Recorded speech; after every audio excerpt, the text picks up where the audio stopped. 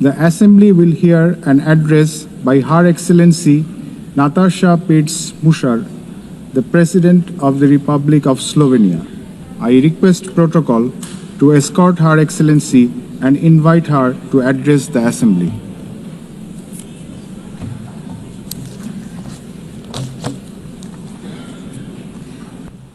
Madam President, please accept my warmest congratulations on your election at this historic 80th anniversary of the United Nations.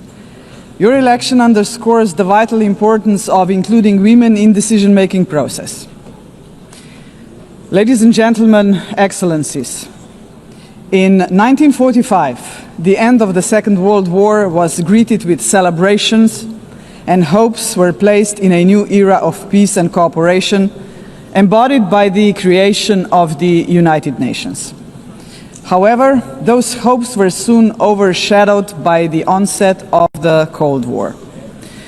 When it ended in 1991, we once again dared to believe that this would pave the way to the vision of lasting peace, security and cooperation as enshrined in the UN Charter.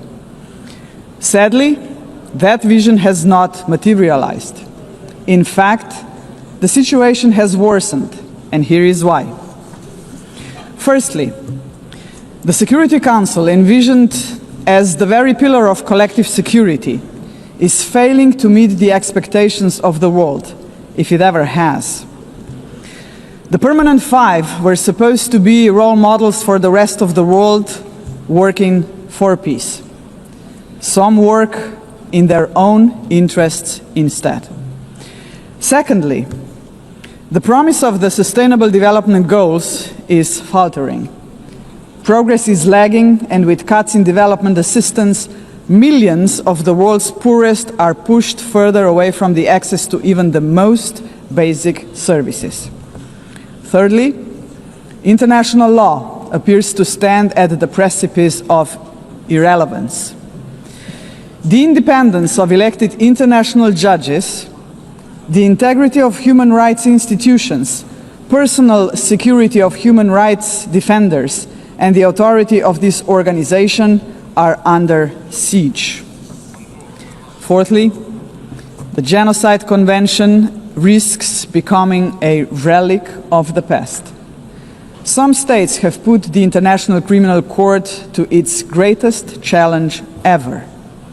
Its prosecutors, whose only duty is the pursuit of justice, and its judges, whose responsibility is to uphold the law, our international law, now face sanctions and intimidation. As if the states that sanction them would prefer to shield the alleged perpetrators of atrocities rather than confront the truth and help deliver justice. Fifthly, the landmark opinion of the International Court of Justice affirming that international law obliges states to prevent harming the climate already feels obsolete. And finally, states are withdrawing from the Paris Climate Agreement, from the Ottawa Treaty, and from the UN agencies, or simply cutting their finances. Each such act chips away at the support for multilateralism, a system designed not for the powerful few, but for the benefit of all of us. Madam President, how are we to explain these trends to our electorates, to our people, and above all, to our children? Shall we tell them that this is the new normal, that might makes right? That the strong may seize what they want, because they can. That they can kill with impunity, because they can. That they may pollute, wage wars, and trample on international law, just because they can. Are we prepared to look our children in the eyes and say, "This is the world you will inherit, and there is nothing we can do about it"? With the adoption of the Pact for the Future last year, we have charted a path toward a stronger, more forward-looking United Nations. But we must now create the conditions to fulfill our commitments. One way forward is to establish a permanent advocacy network to give the pact unconditional, sustained political support. To this end, I propose the creation of a global forum for the future, an inclusive movement of states committed to multilateralism, mutual respect, and the defense of our shared vision. A movement determined to stand up for the pact and drive its implementation at every level. As states consider how to implement the pact for the future, some solutions may be seen as inconvenient today, but in the long run, ladies and gentlemen, they are not optional. They are systemically necessary. The first example is the reform of the Security Council. We all recognize that it is the principal organ entrusted with the maintenance of international peace and security. But what it is not, and must never be, is a body that stands above international law to defend the interests of some at the expense of others. Jus cogens norms must be safeguarded as a matter of principle. If the prohibitions against genocide and crimes against humanity are accepted as jus cogens norms, can any permanent member claim a legitimate veto right in such circumstances? Member states have attempted to address this question through many reform proposals, but with minimal progress. This is why we must dare to go further now. We, the General Assembly, must take a bold step and request an advisory opinion from the International Court of Justice on this very question. Second, we must confront the gap between our words and actions on gender equity. Progress has been made, but far too modestly. Over the past 80 years, 13% of leaders in multilateral organizations have been women. And no woman has ever served as Secretary General of the United Nations. And this, ladies and gentlemen, must change. So, Excellencies, ladies and gentlemen, let us make history. Today, the 80th session of the General Assembly is led by only the 5th woman to hold the presidency. By the end of this session, she would be joined by a Madam Secretary General-elect, a living proof to 4 billion women that even the most impossible job is not beyond their reach. But gender representation is not enough. What we must achieve is actual gender equity because it benefits not only women and girls, but entire societies. True equity requires systemic change, and so women's empowerment must remain at the heart of our global agenda. International organizations must weave a gender perspective into every strand of policy making. And that should be a result of effective participation of women and girls themselves. Electing a Madam Secretary General would be historic, but it must only be the beginning of a much deeper transformation. Madam President, the Pact for the Future sets out clearly what must be done to change our world for the better. I have mentioned only two of the many challenges we must confront decisively. But we can only succeed as a community if we accept that there is no future for humanity without a fundamental change. The mandate of the Global Forum for the Future would be to push towards such a change. This is why it must be inclusive. It must not be merely a coalition of countries. It must inspire hundreds of millions of people. For when it comes to human dignity, the constituency of like-minded individuals is vast, diverse, and knows no borders. Human dignity is indivisible. We must fight for it no matter how great the obstacles are. And there are many, we know that. Think of hunger. Time and again, humanity rose across continents to confront the scourge of hunger, to no avail. Worse still, hunger is now being weaponized, turned into a tool of war.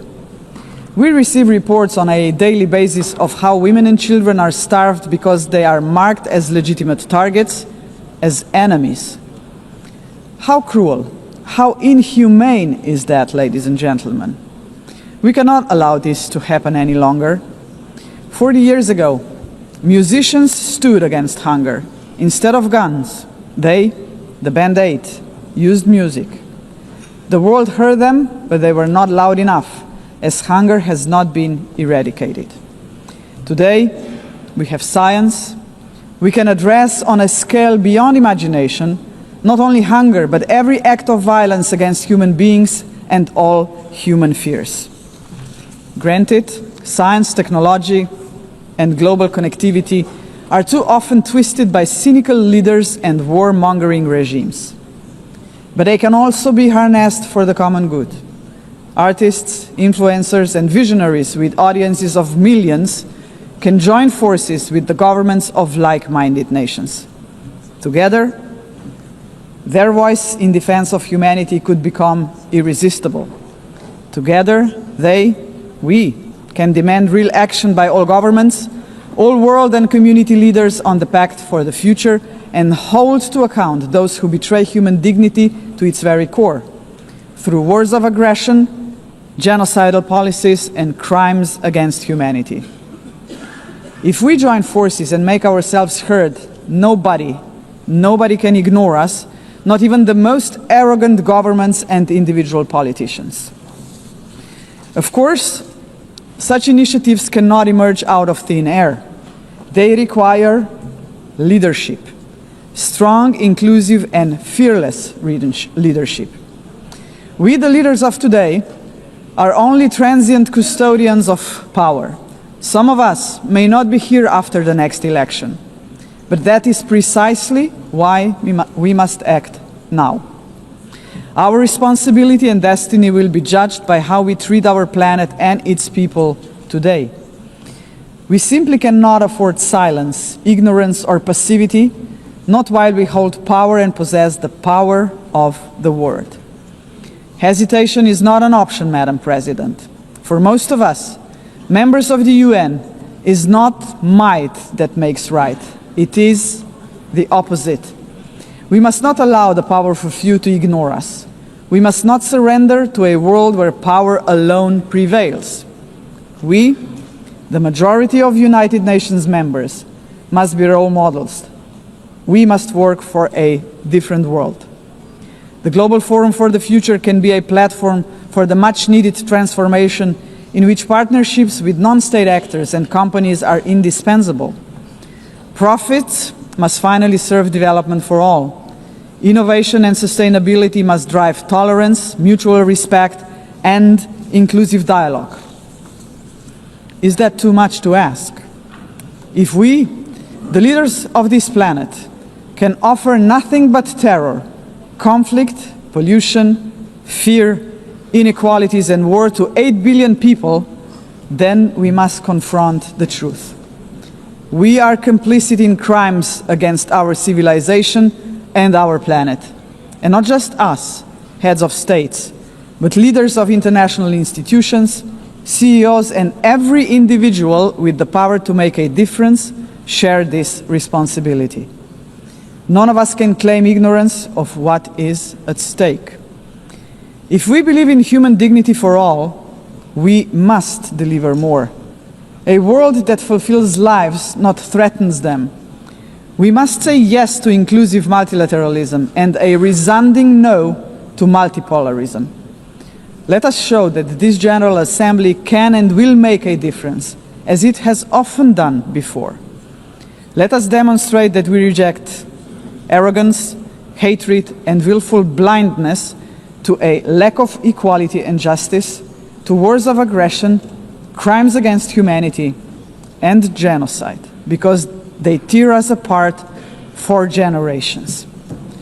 And let us proclaim in all seriousness and sincerity that we embrace personal and collective responsibility to uphold humanity, sustainable development, and international law, because this will keep us together as a civilization for generations. And Madam President, let me end on a personal note.